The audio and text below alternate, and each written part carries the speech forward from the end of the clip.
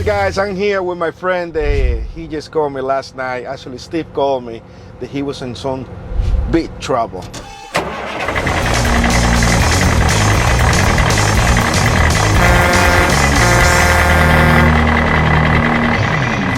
So tell me about it. What happened, my friend? Man, big trouble. Breakdown and under a load. So Foz came out and helped me out. I had a breakdown. My jab strap snapped at the U joint. I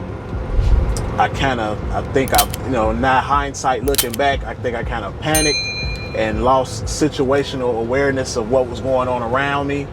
And because I never had that happen. I'm only 3 months into trucking. I'm new to trucking, very new, so I never had any type of mechanical failures like that, only like minor stuff, tires or stuff like that, just small things that I could take care of myself or things like that.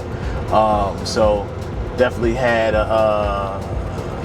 experience for me being so new, you know what I'm saying? When the drive shaft snapped, it was a loud type of noise, so I was rolling. I was only like in second gear, rolling through a fuel aisle. Call myself going through a fuel aisle, but once it snapped, I couldn't. The gear, you could feel you not moving anymore. Well, I was moving off momentum at that point because it wasn't in gear no more. Because once it snaps, ain't no more gears. It's just because you're not connected to the transmission no more.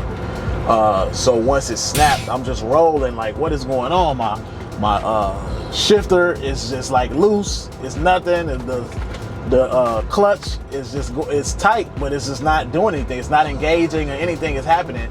So I'm rolling, trying to figure out what's going on, and I lost situational awareness and not paid attention to my trailer. And when I sideswiped, I forget it, I don't know what it's called, like a barrier. I guess it did its job. I sideswiped the barrier in the middle of the fuel. That was a really big barrier that the sheets have. Well, at this one it had, and I sideswiped and kind of folded my apron of my trailer up under my trailer.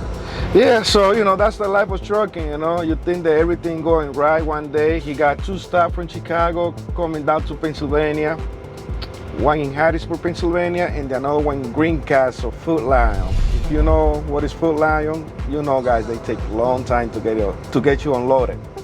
So he called me, and he was looking for a driver, some help to rescue the load, because this load that he have is kind of sensitive, on the date.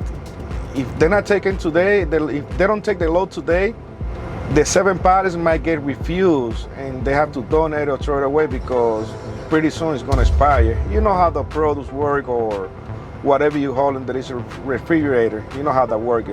If the day is too close, they're not going to take the freight. So I was thinking, I was driving home. He's away like 60 miles away from me. And I decide, well, what can I do? It's my responsibility to help other drivers. Nothing to exchange or anything like that, just to help it out, because I've been in that situation in the past. When something happened to me, I wish I couldn't find somebody to give me a hand and at least deliver the load, and then, it can take as many days they want to fix the truck. At least I don't have nothing on my back to be worried about it. So I was thinking, wow, it's my day off. You know what? Let me do it.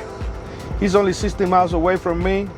Let me ask him what time he's gonna be. And what time was the appointment today? 10 a.m. 10 a.m. So that's mean that I have to wake up at 7 in the morning. Yo, wow.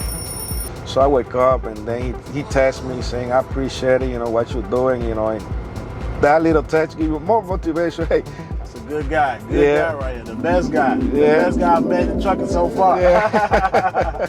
To do all this, we just met. Yeah, thank you. So I decided to take a shower, and just jump on my car, jump on my truck, disconnect, and start battling down here to Hagerstown, Maryland. I live in Carlisle, he's in Hagerstown, so it's not too far away. When I show up there, I got a 24.5 tire, big tire on my truck. He got low pro 22.5. So you know what happened, right?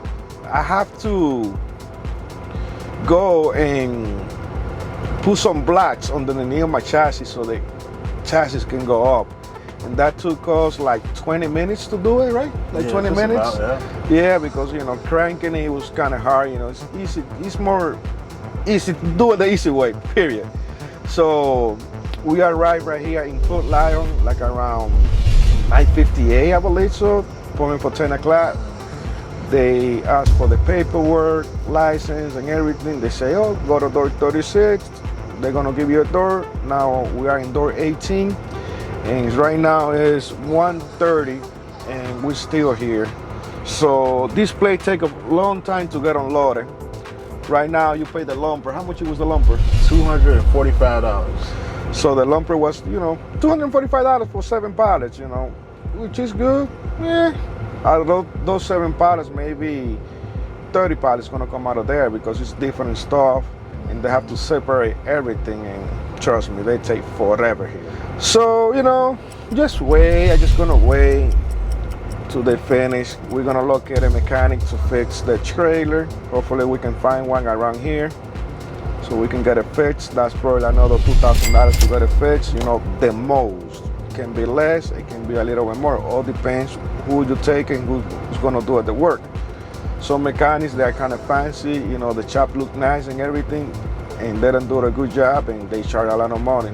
Some crappy shop that is around, they charge you less and they do a really, really good job. So this is my homework for today, to find something, you know, to fix his trailer.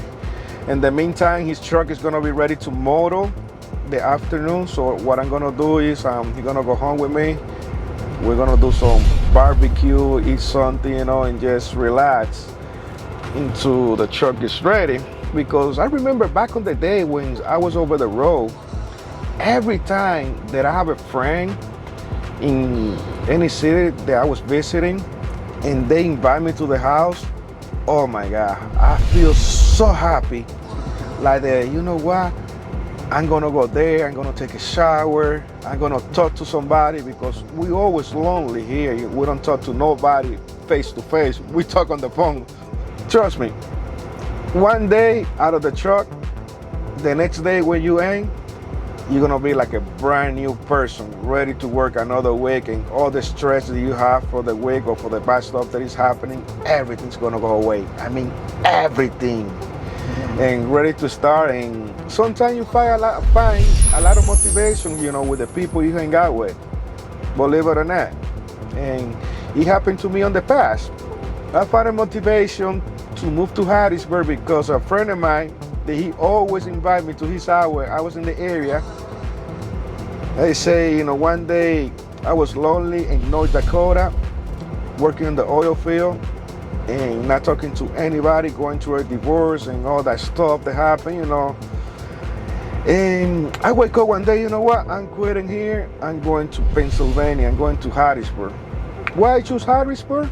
Because my friend, he got 3 kids at that time, got a nice car, nice house. He's feeding his family and everything, home every night. Well, that's the place I need to be. I find, you know, where he worked at, which was Hot Group at that time. We were making like between $2,000 to $3,500 a week. All depends how hard you run. At that point, I didn't care how much money that I want, just care, you know, to get my life back together, which I did. 2 kids and a beautiful wife. Beautiful truck right now and a beautiful house, which I did 9 years, but I did it. So came over here at that time, didn't care about the money. And the oil field, I was making a lot of money. I mean, crazy money. So in one day I was making like $2,000 or $3,000 easy. Came over here and worked the full week and make only like $2,500.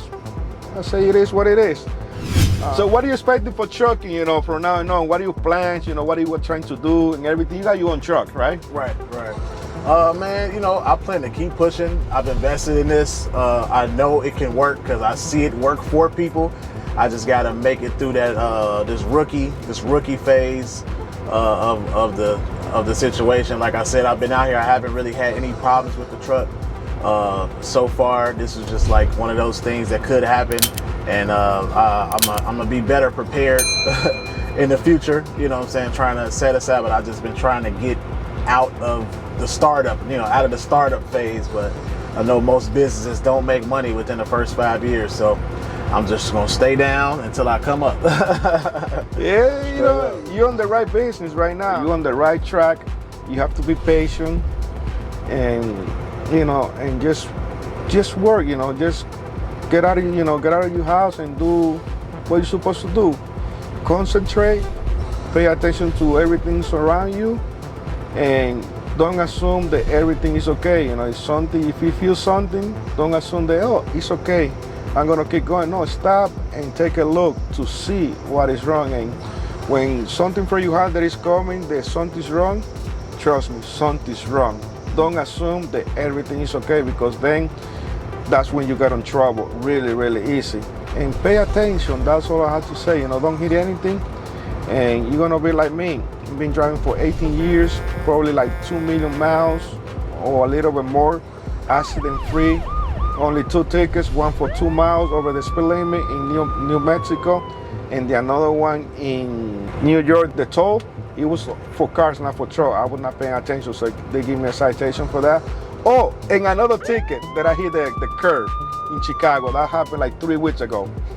So, just basically just pay attention, listen to your friends, close friends, pay attention to this. The only way you're gonna find something good if it's a good friend tell you. Otherwise, you're gonna be in this country, this beautiful country, bouncing like a ball from the pool table, bouncing all over the place, and you're never gonna find something. Stay close with the people they doing right, because eventually they're gonna show you from the heart what they're doing, so you can provide that to your family too. We are all here doing the same thing, provide for the family. Some people do it for the pleasure. I do it for the pleasure. I love to drive, but I do it for the money too, because if they don't pay me, I will, how do I feed my family? How do you feed the family, if they don't pay you, Not in this country. At least I'm in the right industry, for myself, that I love what I'm doing, and they pay me. So you want to say anything, last thing, so we can close out? One thing I can tell people, if they want to get in, just get in the right way, connect with the right people, like he said, trusted people, friends, things like that, and everything in your house and in your refrigerator has been on the truck at some point. So it's not like I do have faith in the industry itself. I do know that it's worth it. You just got to tap in the right way and get with the right people, and I think it'll be all right eventually. Yep, that's all I have to say. Everything's gonna be okay. If I'm doing it for 18 years, close to 19, 2 million miles free accident, you can do it too. Simple as that. If something's going wrong right now, stop, take a break, go on vacation, meditate, think, and make it work. Because trucking do work. Trucking, you can make a living out of trucking. That's for sure. That's for sure. That's what I have to say. Se me cuidan, thank you very much. If you haven't subscribed, consider to subscribe to my channel, because you might be finding some video like this in English, once in a great while. But when you find it, trust me, it's gonna be something nice. I promise to you guys. Ya ustedes saben. Mi nombre es Blas. Y remember, they always stay positive and never negative. Ciao, ciao. See you.